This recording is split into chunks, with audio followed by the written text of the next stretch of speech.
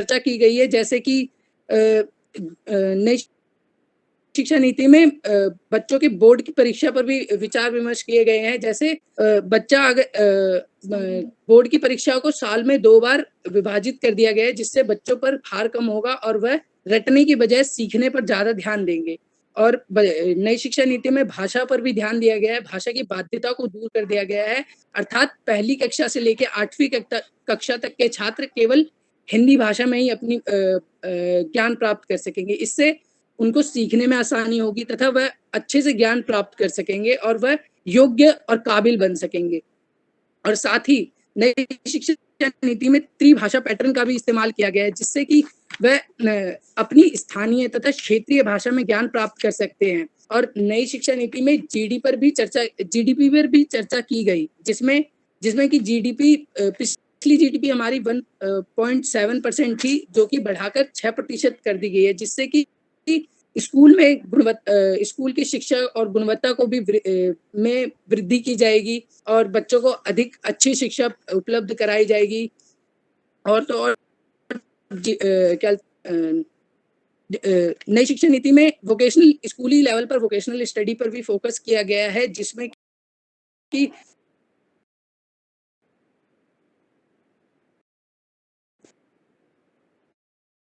बच्चे की पढ़ाई के काम, बागवानी इत्यादि पर भी ध्यान दिया जाएगा, जिससे कि बच्चे कुशल एवं योग्य बन सकेंगे अपने कार्य को पूरा करने के लिए तथा भविष्य में कोई कार्य करने के लिए।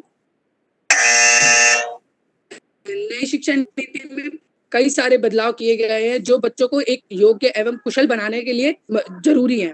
और अंत में मैं यही कहना चाहूंगा कि मेरे हिसाब से नई शिक्षा नीति एक ऐसी शिक्षा नीति है जो भविष्य में छात्रों को कुशल एवं योग्य बनाएगी, ताकि वह देश के विकास में सहायता कर सके। और ये नई शिक्षा नीति एक ऐसी शिक्षा नीति साबित होगी जो भारत में सर्वोत्तम शिक्षा नीति साबित होगी। धन्यवाद। धन्यवाद सावन, आपने बीच में रुककर काफी अच्छा दोबारा आपने बोला, उसके लिए धन्यवाद। अब मैं आपसे गुजारिश करूंगी कि आप अपना माइक और वीडियो ऑफ कर ले। नेक्स्ट है अनूप कुमार पांडे। अनूप कुमार पांडे, वीडियो ऑन कर ले। आप वीडियो ऑन कर ले। एक मिनट।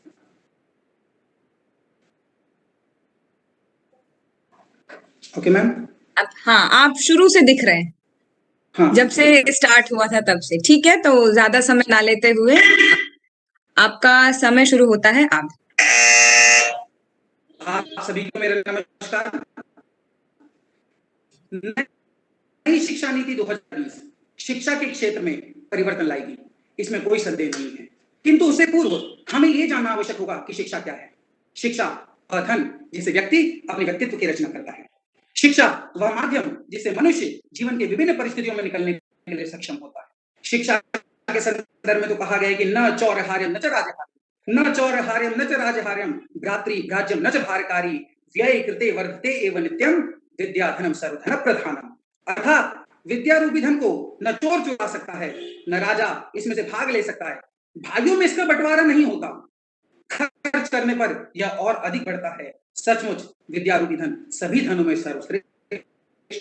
प्रश्न यह उठता है कि नई शिक्षा नीति 2020 किस प्रकार शिक्षा के क्षेत्र में परिवर्तन लाएगी, क्योंकि इससे पूर्व जो भी शिक्षा नीति भारत में प्रतिपादित की गई थी, दुर्भाग्यवश वह लॉर्ड मैकोले द्वारा इंडियन एजुकेशन एक्ट सन 1858 के माध्यम से प्रतिपादित हुई।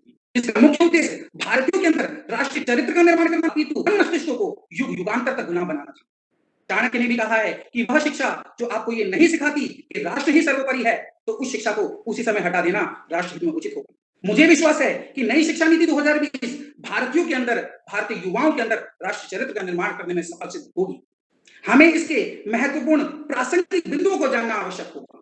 इस शिक्षा नीति के अंतर्गत छात्र अपने प्राथमिक विषयों के साथ साथ अपने रुचिकर विषयों को भी पढ़ने में आजादी पा सकते हैं। वह अपने रुचिकर विषयों को पठन पाठन के माध्यम से अपने प्रतिभाओं को आगे बढ़ा सकते हैं। इस शिक्षा नीति के अंतर्गत छात्रों को किताबी ज्ञान से ऊपर उठकर बाजारीय ज्ञान, बाजारीय मूल्य एवं बाजारीय व्यवसाय क्षेत्रों से भी अवगत कराया जाएगा, जिससे छात्रों में किताबी ज्ञान के साथ साथ बाजारीय ज्ञान का भी समावेश हो सके।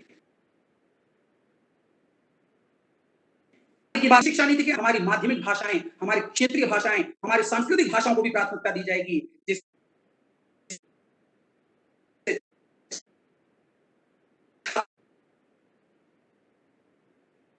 के अंदर हमारी संस्कृति, हमारे एवं गुरु शिष्य को मजबूती बनाने में सहायक सिद्ध हो सके। खुशी की बात है कि इस शिक्षा नीति के अंतर्गत सकल घरेलू उत्पाद का कुल 6% हिस्सा शिक्षा के क्षेत्र में व्यय किया जाएगा।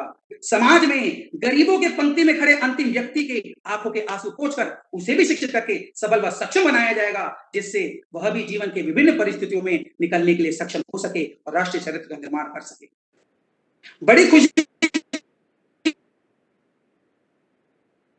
बात है कि इस शिक्षा नीति के अंतर्गत ही छात्रों को स्वयं आत्म मूल्यांकन भी होता है। यह एक महामानव छुपा हुआ जरूरतों को पहचानने में तो हमें हमारे अंदर की खूबियों को पहचानने में सहायक सिद्ध होगी। अंततोगत्वा हम यही कहना चाहेंगे कि नई शिक्षा नीति 2020 एक आदर्श राज्य को स्थापित करने में सफल सक्षम सिद्ध होगी, किंतु आवश्यक है तो धैर्य रखने की, क्योंकि कहा ही गया है कि एक घर बनाने की अपेक्षा महल बनाने में ज्यादा समय लगता है। रामचरितमानस में भी कहा गया है, धीरज धर्म मित्र अरु नारी आपदकाल परिखंचारी। तो आवश्यक है इस विपत्ति के समय में धैर्य रखने की, धीरज रखने की, संयम रखने की। विश्वास है कि यह शिक्षा नीति एक आदर्श राज्य को स्थापित करेगी।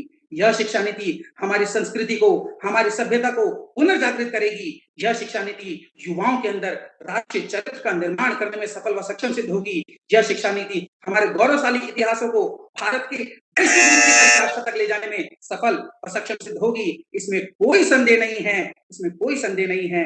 धन्यवाद। जय हिंद, जय भारत। बहुत अच्छा बोला आपने अनूप जी। नेक्स्ट मैं समय ना व्यर्थ करते हुए आप गौरव भारद्वाज को बुलाना चाहूंगी। गौरव है यहाँ पर?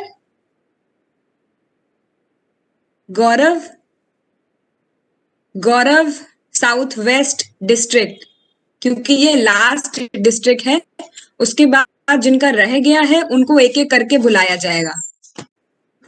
गौरव लगता है नहीं है यहाँ पर। विकास पांडे,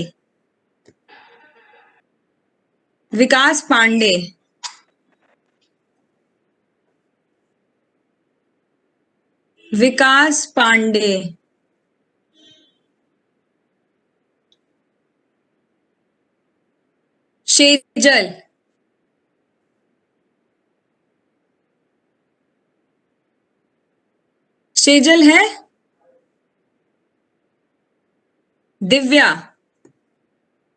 दिव्या है?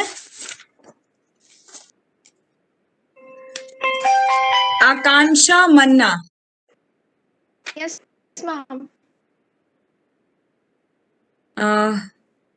May I know the name, please? Ma'am, Akanksha Manna. आकांक्षा मन्ना, आप प्लीज वीडियो ऑन कर ले। Ma'am, is it visible? Yeah, it's totally visible and clearly audible. Yes, ma'am. Are you ready? Yes, ma'am. Okay, so I think your topic is national education policy, right? Yes, ma'am. Okay, so your time is 12:26 and your time starts now. A child without education is like a bird without wings. A very good morning, respected judges and my dear fellows. It's an honor to be here with you today. I am Akanksha Manna from Southwest Delhi. My topic of discussion is National Education Policy will transform education in India. If we talk about education, which performs a dynamic role in the foundation of any country, it provides resources, forms philosophy of the nation, and constructs the mental setup of a people towards life and society. So, education is the lifeline for our existence. Our central government has recently adopted this national education policy, which was approved by the Union Cabinet of India on 29 July 2020. Its aim has to shape India into a global knowledge superpower. The two earlier education policies were brought in 1968 and 1986. To begin with, the first prominent thing in this policy is that it introduced a 5+3+3+4 years of education ladder. At present, a child's education does not officially start below the age of 6. But in this policy, government is taking the control and responsibility of children's education from as early as at 3 years of